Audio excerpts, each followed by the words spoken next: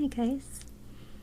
Today I want to talk to you about something that I think bothers a lot of non-Christians and makes them think that Christians are just a lot of talk. So when somebody is going through something and we say, well, I'll pray for you, sometimes if somebody doesn't understand the significance of that, they may get frustrated and think, well, I don't need your prayers, I need help. And I think there's two sides to this.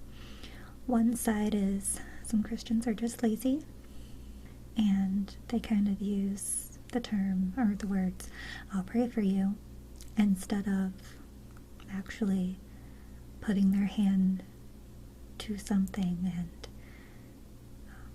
helping this person. Then there's other times where we can't really help somebody, or maybe we are helping them, but they're just really struggling right now, and what they really need is a healing or a touch from God. Or whatever it may be, it needs to come through divine power, not through human power. And this is where the words I'll pray for you have so much significance, because you've got now two people joining together in agreement, asking God for deliverance or healing, or to move on the situation. There's a book that I want to share with you. It's called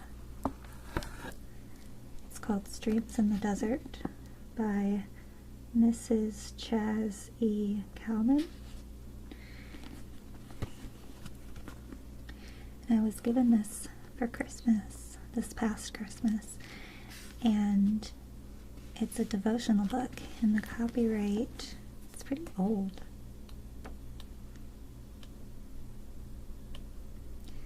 The copyright, it says copyright 1925 by Mrs. Chaz E. Kalman, and under that it says copyright 1950 by Kalman Publications, Inc. In the memory of my beloved companion, Chaz E. Kalman. So, a little confused about who wrote this, but nonetheless, it's a devotional book, and it's a really good one, because there are some devotional books that I feel are fluffy. And what I mean by that is, when I read them, I don't feel like I'm getting filled. I feel like I'm either being entertained, or I feel like I'm searching for something deeper and I'm not finding what I'm searching for. And so this book right here, I really feel I'm finding what I'm searching for. It's exactly what I want in a devotional book. It fills me up, it makes me think, and it's just what I believe a devotional book should be. So, that being said, January 5th's devotion is one that is going to tie everything I've been talking about up to this point all together. So it starts by giving a verse that says, Lord, there's none beside thee to help. And that's 2 Chronicles chapter 14, verse 11. And I'm not going to read much of this because I don't know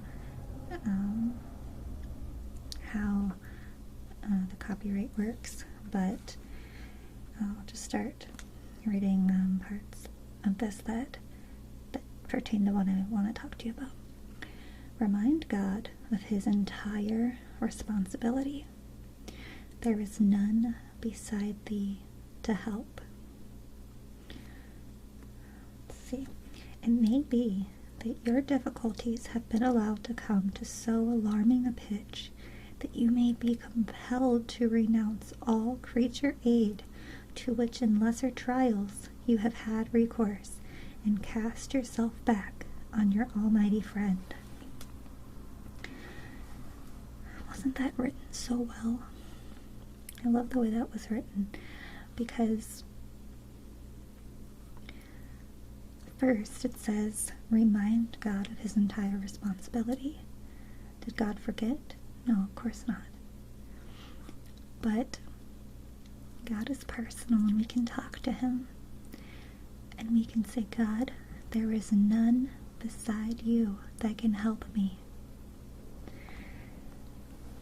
And then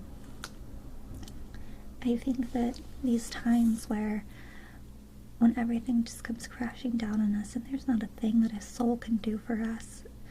There's people that can do things physically for us, but there's nobody that can do things spiritually for us. And I think this is where the blessings happen. And I know that in the hardest times in my life, I've been blessed the most, because I've had the presence of God just fill me, just out and overflowing of the presence of God just all around me during the most brutal trials that I've ever faced. And to be able to come out the other side and say that that was a blessing is incredible. And God is real.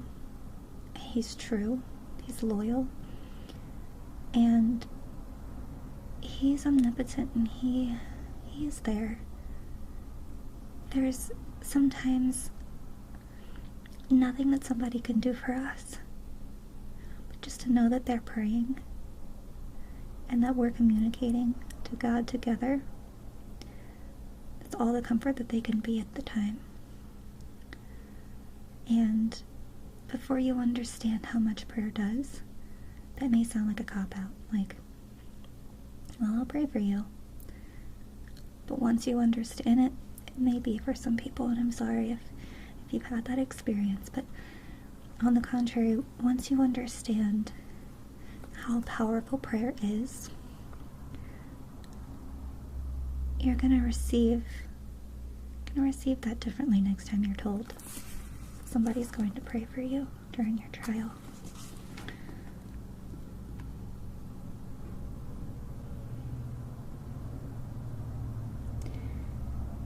Alright, and then it says, and this is an this is italicized, so I don't know if this is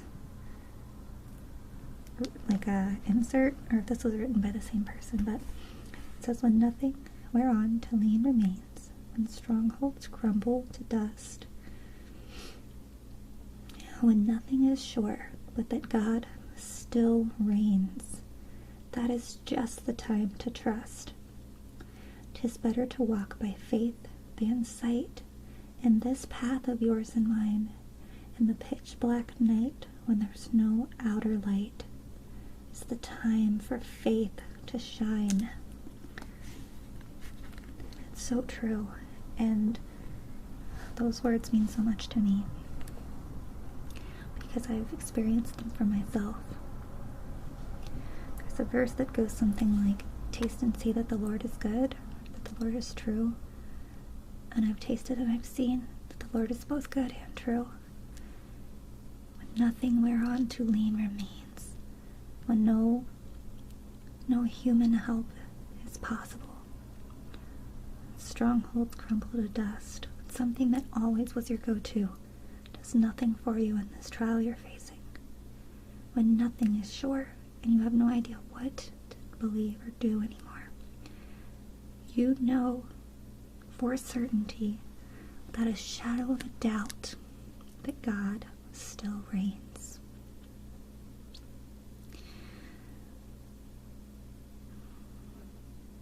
It's better to walk by faith than sight. When there's no outer light, it's the time for faith to shine. Sometimes it's in our darkest moments that we see the light the brightest.